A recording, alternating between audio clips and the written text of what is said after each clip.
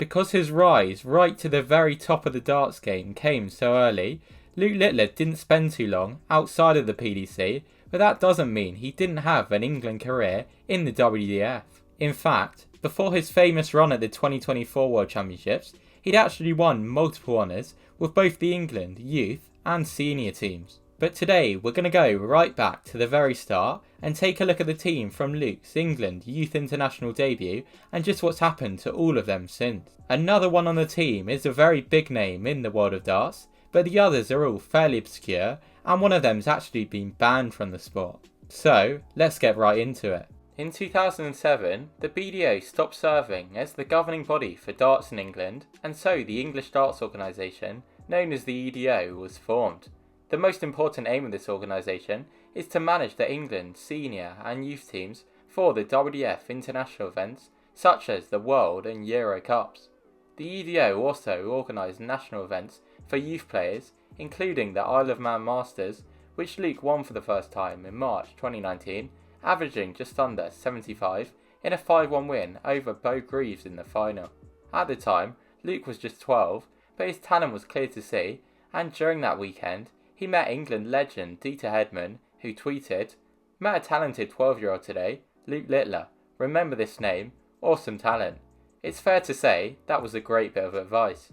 Towards the end of that year, he then managed to win the England Youth Grand Prix with a 5-2 win over Jack Mell, who's 5 years older than Luke, with an average of 30.05, which, don't worry, is a 1-dart average, so that converts to over 90, incredible for his age. The good news continued to come at the start of 2020, as in February, he was named in the 6-player England youth squad for April's British Internationals in Skegness between England, Scotland and Wales, meaning that he would make his youth international debut a great moment. And just before that, at the start of March, he was clearly in great form as he managed to retain his Isle of Man youth title with a 5-3 win over Charlie Manby in the final. But then shortly after that, disaster struck, with the pandemic causing havoc and meaning that the darts calendar was brought to a standstill, including the British Internationals, which were postponed until a later date. But no in-person events were allowed to be held for ages, so in early 2021, England Darts began to host online events, and Luke showed how the lockdowns hadn't held his game back, as he won the first online Youth Grand Prix event with an online 9-darter in his semi-final win.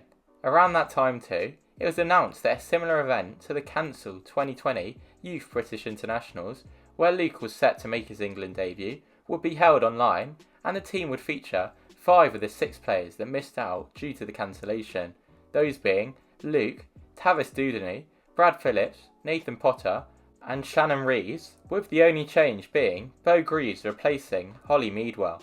Luke shared a photo of his debut shirt arriving and said that he couldn't wait to finally make his England debut after almost a year. Luke shared a photo in his shirt before the game began, and when asked why he wasn't smiling, he revealed that he had bad toothache and was taking antibiotics to play through the pain. Despite that though, he won his games 4-0 and 4-1, with England comfortably beating Scotland 4-2 and Wales 5-1, meaning that they topped the table and won the challenge event. We all know what's happened to Luke since then, but what about the other 5? Well, let's find out. The first player we'll look at is the dude Tavis Dudeney, who later on in 2021 won a tour card for the JDC Advanced Tour at JDC Q School. And on that tour that year, he managed to win one title at event 9, where he actually managed to beat Luke 4-3 in the quarterfinals.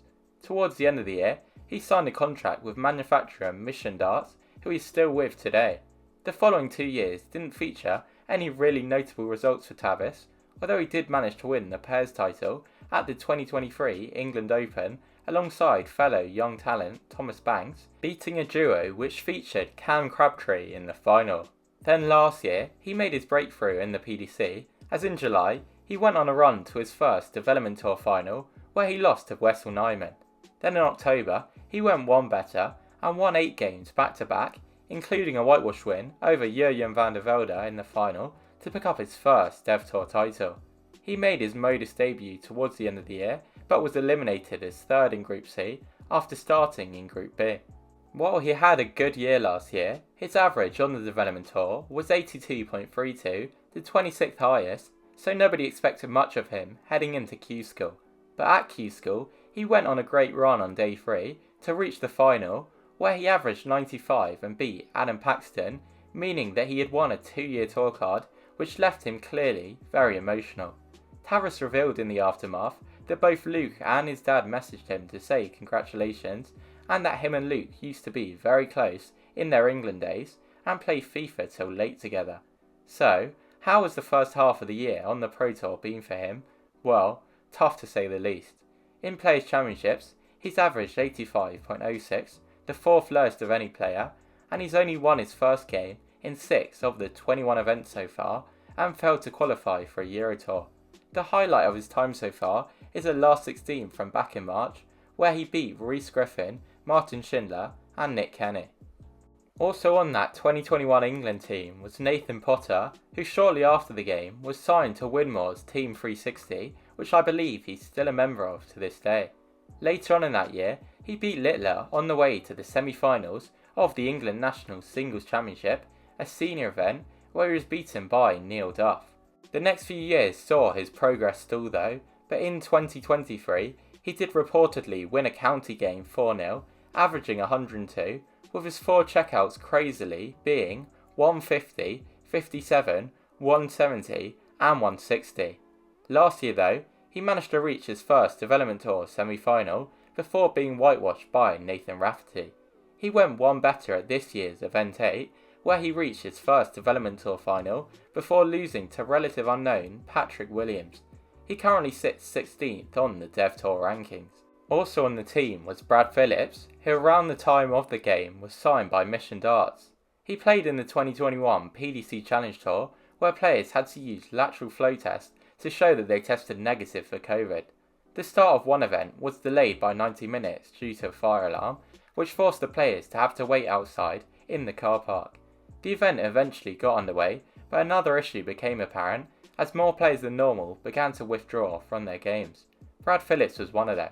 It was reported that a player had tested positive for COVID, leading him and some contacts to be removed from their games while they were still ongoing, and it was rumoured online that Brad was the player. On the following morning, some shocking details were reported. It was stated that Phillips had known he was positive 2 weeks before the event, but that he was still practicing with another player at the time. Despite still being positive on 2 tests he took on the day of the event, Brad was driven to the event by his father. He managed to enter the tournament by submitting a negative test result that he produced by tampering with a test and running tap water on it. Several Challenge Tour players stated that during the fire alarm, a friend of Brad's had boasted about the situation.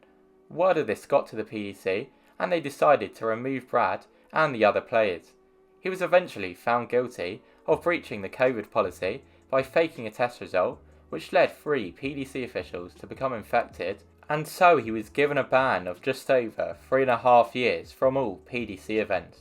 That ban is now expired, meaning he's been allowed to return to the PDC and play on this year's Development Tour, where in 10 events so far, he's only won 8 games and averaged 75. By far the most well-known and successful player from the team, other than Littler, is Beau Greaves, who around the time struggled badly with dartitis throughout the majority of the COVID period and considered quitting the sport.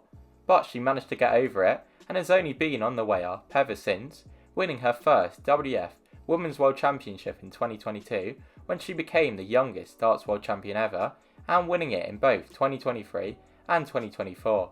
She's also dominated on the PDC's Women's Series, where she's won a crazy 38 titles, as well as the Women's World Match Play in the past 2 years.